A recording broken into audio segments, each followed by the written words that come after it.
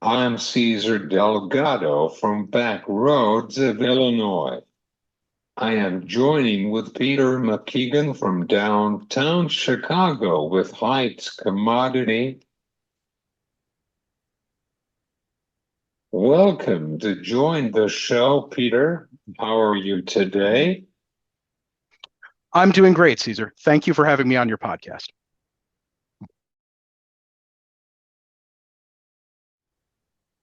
So tell us about the World Agricultural Economist firm. What happened for tomorrow afternoon at 1 o'clock Central Time? What is your sources for that?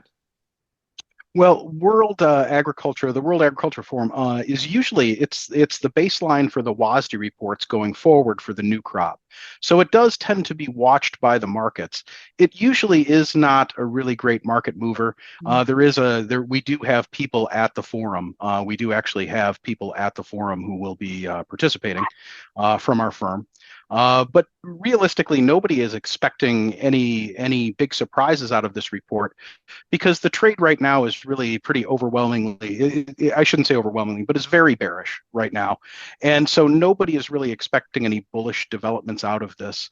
It would take quite a bit, I think, to create a bullish surprise out of this. But in general, there's an expectation of big crops and big carryouts, corn and soybeans going forward. If we have another year like we had this year, if for the case of corn, if we plant 92, 91, 92, 93 million acres, but if we plant 92 million acres and get anything close to trendline yields, we could very easily add another 500 million, another half billion bushels of carryout to corn. And that would take us from the current 2.14 up to somewhere between 2.5 and 2.6 billion bushels. That's a rather large carryout. And the concern is that that could drive prices down considerably, even below the $4 level. And this could make things very challenging for producers going forward. On the soybean side, it's quite possible that we could add, I mean, again, if we have a year similar to this year, we could add to that carryout. And many people are looking for a forecast. Many of the analysts are looking for an estimate right around 400 million for bean carryout for next year. And while those are some fairly bearish numbers, I don't think they would surprise anybody.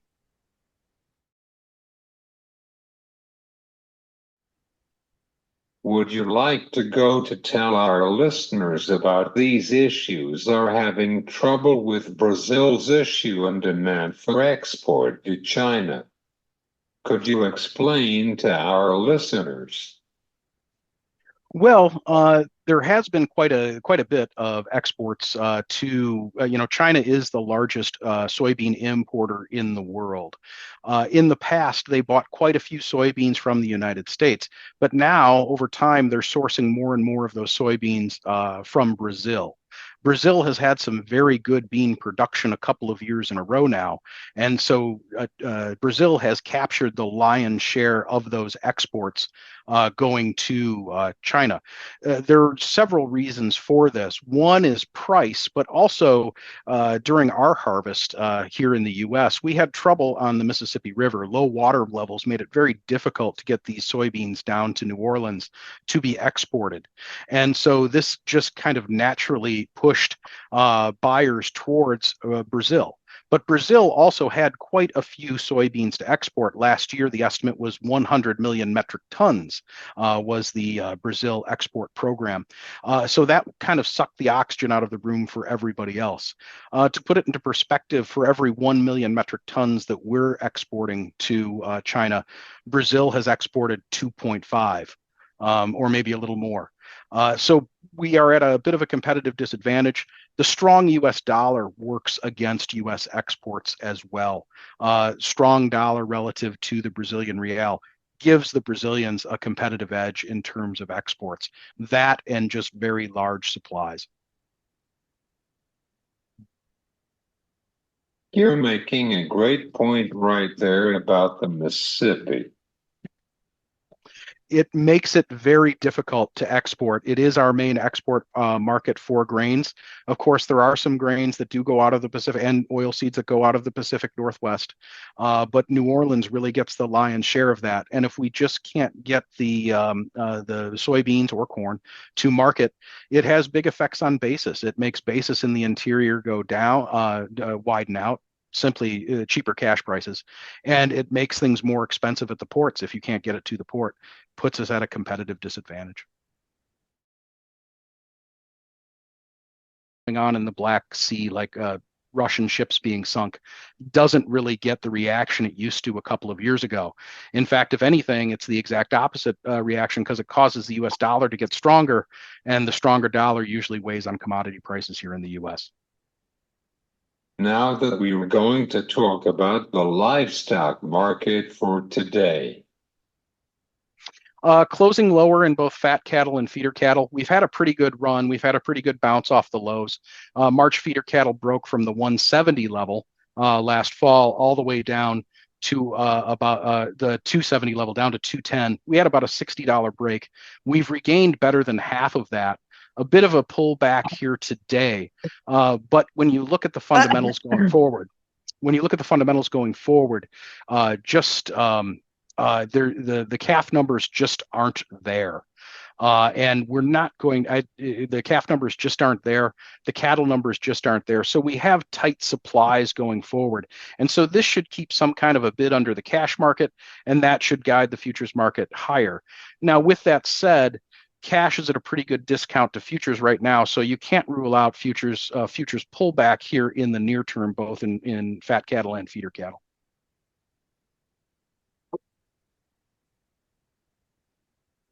What is your thoughts with the cattle expansion in the United States? I don't see any meaningful herd expansion for cattle in 2024. The numbers just aren't there, and the heifer numbers just aren't there. To expand a cattle herd, you have to hold back heifers in order to have more calves going forward, and people just haven't been doing that. There's a lot of factors that led up to this. The biggest one being just very high fed cattle prices. It makes sense to take them to market at some point.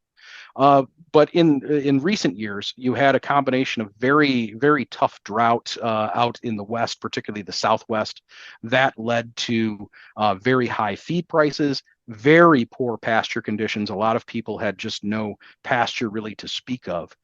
Now, those factors have, in many cases, reversed themselves. High feed prices have turned into much more affordable feed prices for many cattle producers. Likewise, too, pasture conditions have improved greatly. This is the foundation for an expansion of the cattle herd going forward.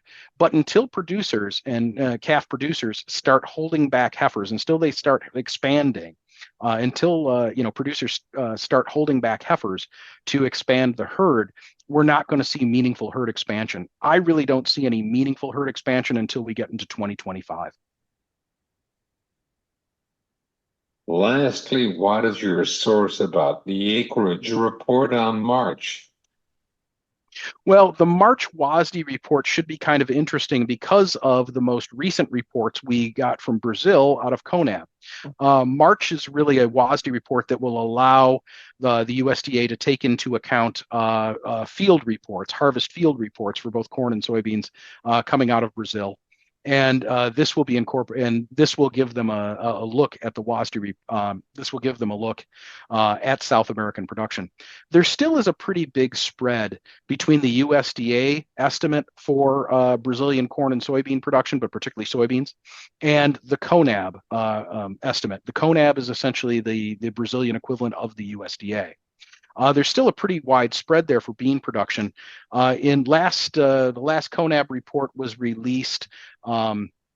That was released on February 8th at about 6 in the morning, Thursday, February 8th, about 6 in the morning.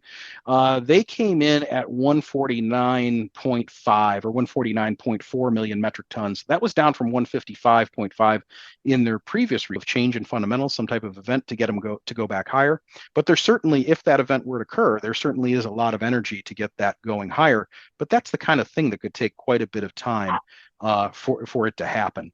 But that's really the dynamics we're looking at right now. That and taking a look at the drought monitor here in North America, there's been quite a bit of drought mitigation. We're getting some good rains in areas that were very dry. And so I just don't think we can count on a dry year this year. It just doesn't seem to be shaping up that way right now. Also, there are areas of the country that are quite warm and don't have a whole lot of snow cover. That doesn't lead one to think that there's going to be any delays in planting.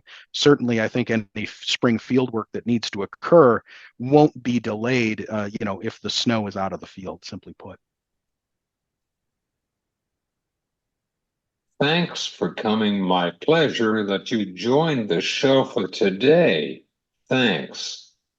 You're Thank, welcome to join the show anytime. thank you so much, Cesar. It's great to be here. Great to be part of your show, and I would look forward to doing this podcast at some point in the future. This is Peter McKeegan from Heights Commodity in Chicago, from back roads of Illinois.